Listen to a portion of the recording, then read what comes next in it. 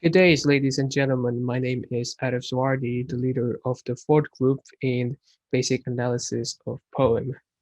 I am here with my friends Arif Barlaman, Alice Ramashomi, and Lafida Latifatul Kolbi, who would like to present our analysis works of poem made by March Piercy titled To Be of Use. Before we get into the poem analysis, I would like to tell about some biography of the poet. March Piercy, born in 1936 in Detroit, Michigan, lives as one of the influential poets that contributes to changes in American history. As you can see, she's an activist and a feminist who has contributed in expressing the injustice among women's rights and inequalities amongst the working class people during the 60s and 70s. She was also involved in the anti-war movement with the SDS, or the Students for Democratic Society, during the American involvement in the Vietnam War that affected the American economy greatly. One of her popular poems was To Be of Use, made in 1973. It contains four stanzas with a total line of 26. The poem revolves around her admiration towards the working people and their struggle for survival. For the next, we would like to read aloud the poem together. To Be of Use by March Piercy, 1973. The people I love the best jump into work head first, without dallying in the shallows, and swim off with sure strokes almost out of sight. They seem to become natives of that element, the black sleek heads of sails bouncing like half-submerged balls. I love people who harness themselves an ox to a heavy cart, who pull like water buffalo with massive patience, who strain in the mud and the muck to move things forward, who do what has to be done again and again. I want to be with people who submerge in the thoughts, who go into the fields to harvest and work in a row and pass in the bags alone, who are not power generals and feel deserters, but move in a common rhyme. When the food must come in or the fire be put out. The work of the world is common as mud, parched, it smears the hands, crumbles the dust. But the thing worth doing well done has a shape that satisfies, clean and evident. Great amphoras for wine and or oil, Hopi faces that held corn, are put in museums. But you know they were made to be used. The picture cries for water to carry, and a person for work that is real. To summarize the story of the poem, it starts off with the speaker's perspective about people who work as someone that he or she loves best. Those people went into their works with their willingness, in which the speaker thought that they already got used doing it. The speaker then expresses their admiration further towards the working people as someone who harnessed themselves like an ox and water buffalo. The speaker wants to be submerged with those people who work in the fields together so they can survive together as well. At the end of the stanza, the speaker describes these working people as someone that were made to be used, someone who was made to be exploited, like Greek amphoras for wine and oil, or Hopi faces that held corn, and that their cries is real. Now we get into the first point of our poem analysis, which is the first one is the main subject of the poem. Well, as you can see, the poem is about the people of the working class. Throughout the first and the third stanza, we can see that the speaker admires the people who work. These people, as described by the speaker in the first stanza, are stubborn, never think twice, and just jump heads on with the work they are doing. The second stanza of the poem strengthens the idea that the workers are strong. They can work heavily like an ox to a heavy cart and a water buffalo who strain in the mud. They are also strong because they are always doing the work again and again, as long as the work they are doing is done. It shows how these working people are determined by what they are doing. In the third stanza, the workers are shown to be in group. The workers pass the bags along with other workers in a common rhythm, indicating that they always work together so they can survive together as well. Finally, in the fourth stanza, the speaker reflects on the workers as something that is to be used, like Greek amphoras and Hopi vases. The two items have their respective use. The same thing that can be applied with these workers who have worked so they could satisfy themselves and the world around them. For the second point, why the author wrote the poem? Well, the reason that March Piercy made this poem was perhaps to encourage the people to do their work in earnest and want society to acknowledge them. She wants to show society that the effort and the service of the working class are important for the social structure. March also did not want people to despise nor underestimate the working class, but demand praises and rewards for them. This is because society views these working people as someone who is unintelligent with no future. These people are just unlucky with their life and have to work together with the other workers so that they can survive and people can savor the hardship. From that, society is indebted to the working people for their struggle and needs equal treatment for their contribution. For the third point, what is the setting of the poem? Well, the settings and places of the poem are perhaps in the field where people work, perhaps somewhere in America.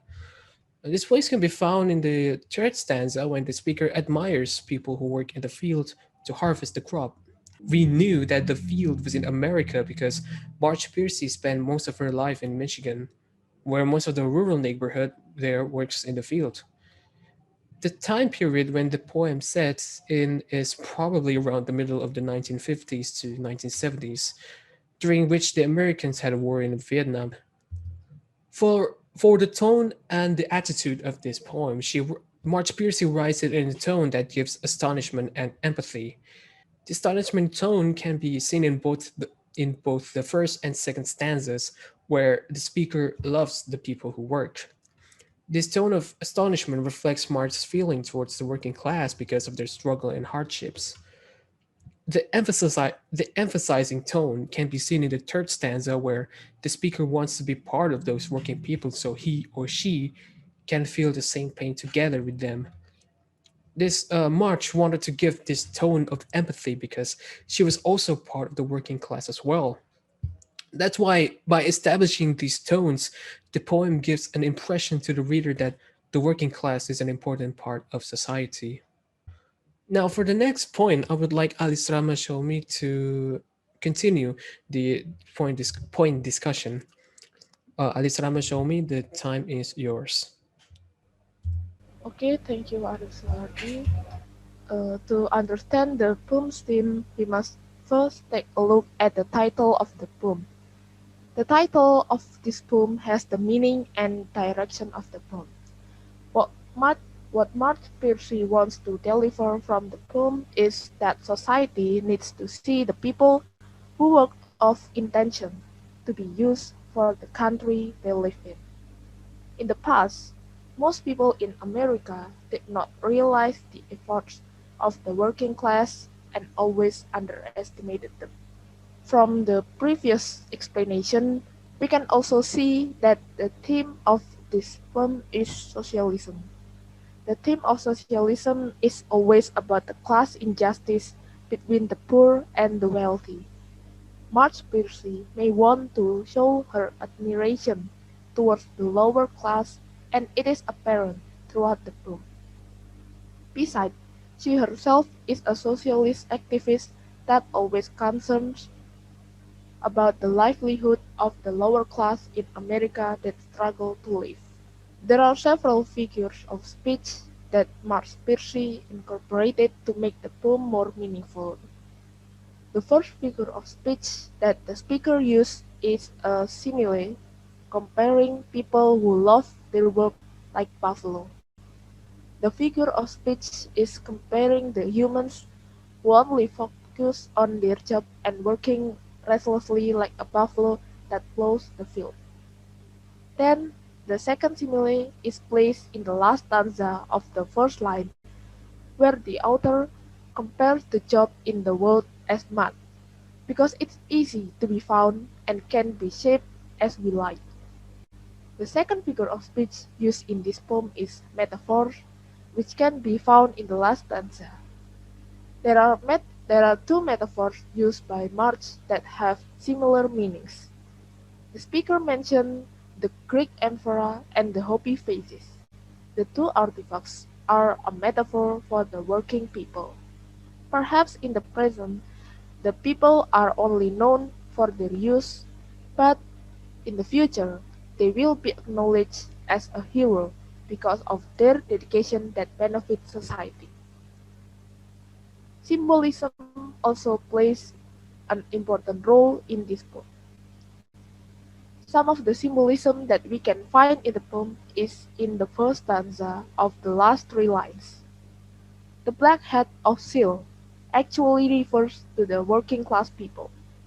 The author refers to the working people as such because the hat of the working class people usually is black due to most of the time spent working outdoors. Then the line before it, native to that element, is a symbolism of the working people already used with their everyday life. The next symbolism can be found in the second stanza, which includes the ox with the heavy cart. The symbolism here is probably the persistence of the worker in doing their work, like an ox, that can drag a heavy cart that is impossible for a mere human. Lastly, in the third stanza, there are words such as harvest, food, and fire. These words represent the work of the working people.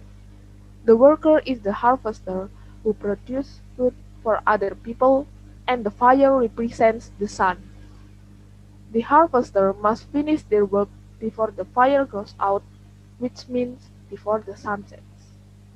The poem also contains irony in the last two lines of the stanza. The irony here is that the pitcher usually carries water as they work, but in the poem they cry because there is no water for them to carry. It also applies to other jobs when they naturally do their work, though in this poem they need their work too. They need their work, or in other words, they want to be useful for many people. And now for the next points will be delivered by Arif Parlaman. For Arif Parlaman, the time is yours. Yes, thank you, Alice. I'm Arif Rahman, and now this is my turn to deliver the explanation. Several sound devices are used by Merge Piercy inside the poem like alliteration, assonance, and onomatopoeia. The alliteration in the poem is placed in the fourth line of the first stanza and swim off with short stroke almost out of sight, which contains the repetition of letter S of the resonance of the consonant in near words. Next, the assonance is in the line the black sleek heads of seals, which contain similar vowel of E to the line to make the continuous effect of sounding. The last sound device is an onomatopoeia, which can be found in the second line of the last stanza. The word butcher, smear, and crumble imitate the traits of mud. When we read the line, it has this feel of tossing the mud. Another element that can enhance the aesthetic of poem when it is read is the rhyme. There are several rhymes that is poem included, one of which is the I rhymes included in the last stanza.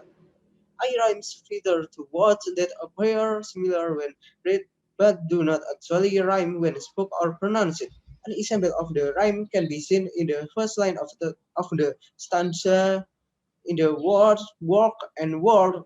Another type of rhyme included in this poem is masculine rhyme, in which the rhyme takes place between the stressed syllables of the end of the two lines. This is also found in the last stanza within the eighth and the final line. At the end of the sentence, the word carry connects with the word real. The method in this poem also enhances the aesthetic of the poem, which can be identified when the poem is being read aloud. The difference in intonation would help the audience to enjoy and understand the poem. Like most of the poems, this poem uses a lot of iambic measures in its line. The first line of the poem, the people I love the best. use iambic trimeter. Still in the first stanza, the sixth line of the poem also uses iambic trimeter. Not just iambic, there are also some examples of other kinds of meters, like dactylic, as shown by the second line. Jump into work head first, which is using a dactylic diameter. The phrases such as "will go into the file to harvest" and "walk in a row and pass the bags along" depict the image of people who work in the field. The people who work in the field do their work together and they enjoy its work. This phrase can tell us that the theme of the poem is about the people's work. Then the unique line we can find is "the work of the world is common as mud." We saw in the whole world, the job is so many and varied.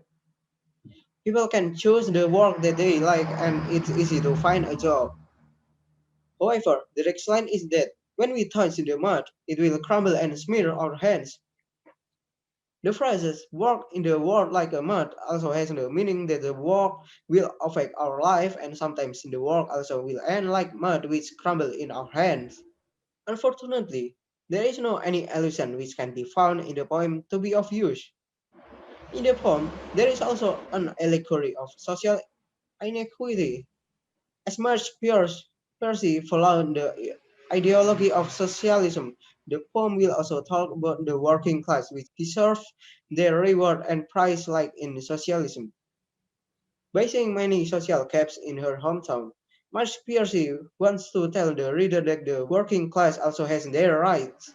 Marsh Piercy shows in the poem that the worker class people are also important and not different from other people too.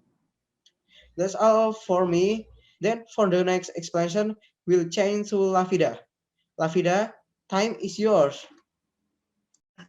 Thank you, Ivan Aman, for giving me the time to present. Now, my name is Lavida Fatukolbi, and I would like to explain about what is the mood of the poem. The mood of this poem is that it is moving. It gives a sense that makes us want to do something with it, to do something that can help the working class. They have done everything that they could to do work that could benefit a lot of people, but by not giving them equal treatments or by not paying them as equal as their workforce just seems unfair. There is also a relation between the poem and the life of Marge Piercy. Marge Piercy is a person who was born in a working class environment, and she wrote the poem according to the condition of the society around her hometown.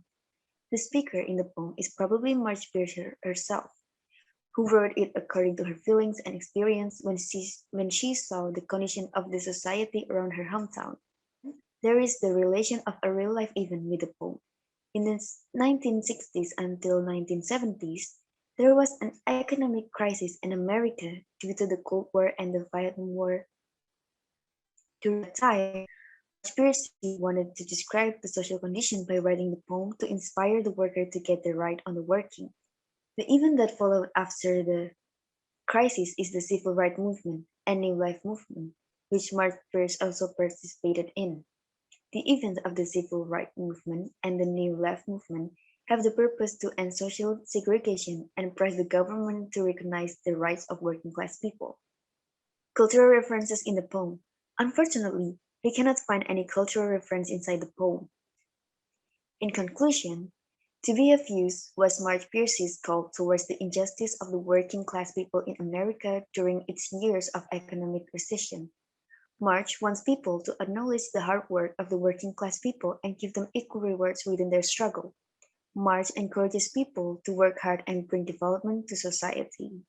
That's all from me. Thank you very much. That is all for our presentations about the poem analysis of To Be of Use by Marge Piercy. If you have any questions that you want to ask, or if you've perhaps missed some informations or have any thoughts about the poem or our presentation, feel free to put those thoughts into the Supercharge slot.